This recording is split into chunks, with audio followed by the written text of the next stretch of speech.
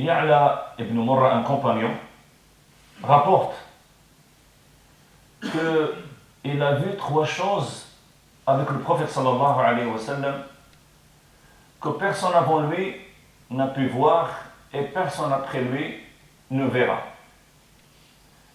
Il dit, j'ai voyagé avec lui et sur la route, on a rencontré une dame avec son enfant. Et lorsqu'il a vu le prophète sallallahu alayhi wa sallam, il lui a dit, ô messager d'Allah, mon fils,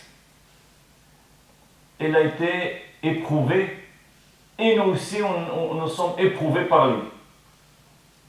Il y a quelque chose qui lui arrive, qui lui prend, je ne sais pas combien de fois par jour. Le prophète sallallahu alayhi wa sallam lui a dit, donne-le-moi. Il lui donne, le prophète sallallahu alayhi wa sallam ouvre sa bouche et il a mis sa salive, parce que dans le hadith il y a tafala. Il y a une différence entre tafala wa nafatha wa basaqa. Trois choses sont différentes.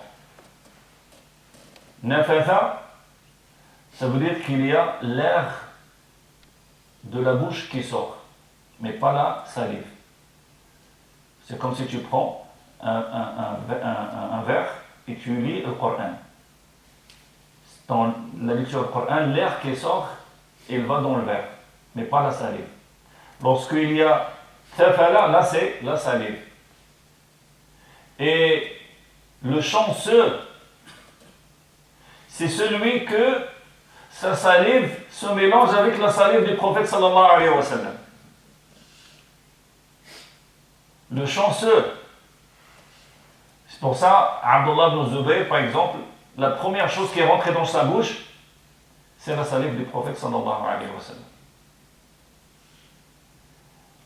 Donc, il a fait un neft dans sa bouche, il a dit, Bismillah, sors, ennemi d'Allah. Je suis le messager d'Allah. Et il lui a donné l'enfant à sa mère. Il lui a dit, rencontre-nous ici lors de notre retour, pour nous dire comment il va, ton fils. Et au retour, ils ont trouvé la dame avec des agneaux et d'autres nourritures, comme le fromage et une autre nourriture, c'est ce qu'on appelle sam, c'est quelque chose qui prépare. Et le prophète sallallahu alayhi wa sallam lui a dit alors, comment va ton fils? Et la dame lui dit, depuis jusqu'à maintenant, rien ne lui arrive. Il a guéri. Ce qu'il avait, il est parti. Il lui a dit, tout ça, c'est pour toi. Le prophète sallallahu alayhi wa sallam dit au compagnon, prends un seul mouton et laisse lui le reste. Prends un seul mouton et laisse les autres moutons et prends le fromage et l'autre nourriture. Et ils sont partis.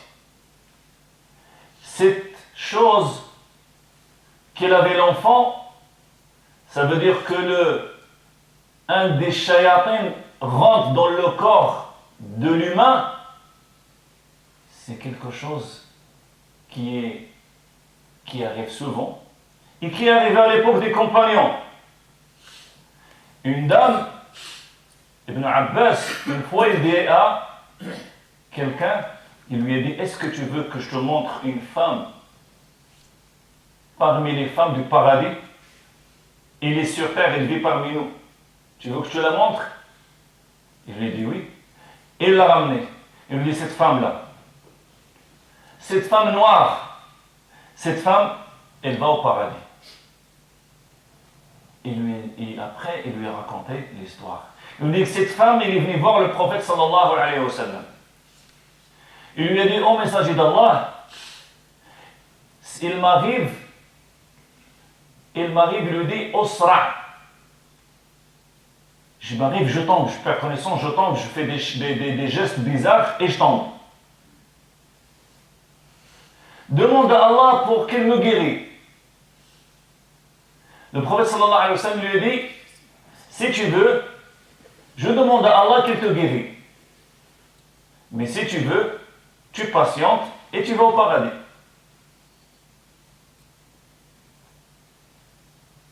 Et lui a dit, je patiente. Elle a choisi le paradis.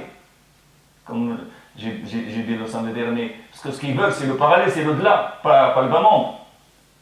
Même s'il vit avec ça, mais la récompense est énorme, le paradis. Et en plus de ça, il ne lui a pas dit, si je demande à Allah qu'il te guérit, tu vas en enfer. Il se peut qu'il va guérir, il va aussi au paradis. Mais là, il y a une garantie du prophète sallallahu alayhi wa sallam. Mais qu'est-ce qu'il lui a dit? Il lui dit par contre, il lui dit d'accord, oui, mais demande à Allah que lorsque je tombe, qu'il m'arrive ce qu'il m'arrive, je ne sois pas dévêtu. Mes vêtements, je ne me découvre pas, que je reste couverte. Et le prophète sallallahu alayhi wa sallam, il a fait un dua pour qu'il ne soit pas dévêtu lorsque lui arrive. Donc, ces choses-là arrivent même à l'époque du prophète sallallahu alayhi wa sallam. Et Uthman ibn Abi al-As, le prophète sallallahu alayhi wa sallam, il l'a mis à Taïf. Taïf, c'est l'endroit où le prophète sallallahu alayhi wa sallam est parti, ils l'ont jeté des pierres sur lui, et il est revenu, et que l'ange Gabriel avec l'ange des montagnes, ils sont descendus. Vous connaissez l'histoire. Taïf. Taïf, c'est parmi les derniers villages qui sont rentrés dans l'islam. Donc, le prophète sallallahu alayhi wa sallam a mis Uthman ibn Abi al-As à Taïf. Le prophète sallallahu alayhi wa sallam rentre à la mosquée et il voit Uthman ibn Abi al-As à la mosquée. Il lui dit, Ibn Abi al-As, qu'est-ce que tu fais là? Il lui dit, oh messager d'Allah, quand je fais salat, il y a quelque chose qui m'arrive, qui m'empêche, que je ne sais même pas combien j'ai prié, qu'est-ce que j'ai dit, il ne me laisse pas faire salat. Le prophète sallallahu alayhi wa sallam lui dit, ça c'est un shaitan. Il dit bien. Et dans d'autres hadiths, parce que cette soirée elle a été racontée par quatre hadiths, 4 versions, il lui dit que le Coran que j'apprends, je ne me rappelle plus. Donc le prophète sallallahu alayhi wa sallam dit ça, c'est un shaitan. Dans une version, il dit ça, c'est Khanzab. C'est un shaitan qui s'appelle Khanzab et il est spécialiste de salat. Il ne laisse pas les gens faire leur salat, se concentrer. Il lui a dit, approche. Il s'approche, il s'est mis sur ses doigts de pied, il s'est assis. Et le prophète sallallahu alayhi wa sallam a attrapé sur sa poitrine. Et il a dit, Bismillah, je suis le messager d'Allah. Sors, ennemi d'Allah. Ukhruj adow Allah. Il l'a répété 3 fois. Après, il lui a dit, allez, lève-toi, va, retourne à ton travail. Il est parti, c'est comme si de rien n'était. Ces choses-là arrivent souvent de nos jours. Les hommes, surtout les femmes. Les petites filles, ça arrive aux jeunes. Ça arrive aux jeunes. J'ai eu un cas il y a juste avant-hier, un cas d'un jeune, Masha'Allah, il fait un doctorat, il lui est arrivé la même chose. Maintenant, je ne sais pas si son avenir va être gâché, je ne sais pas ce qu'il va devenir. Parce que ce n'est pas quelque chose de simple. Ça peut gâcher la vie de la personne.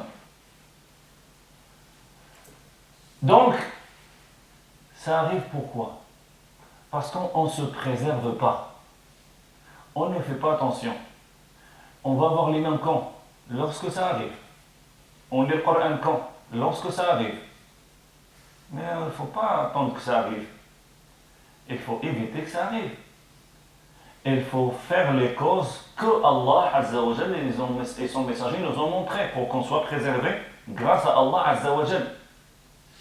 Donc il faut faire les causes. Iblis est notre ennemi. Est-ce que quelqu'un doute que Iblis est notre ennemi? Allah nous l'a dit. Inna shaytana lakum adu. Shaytan pour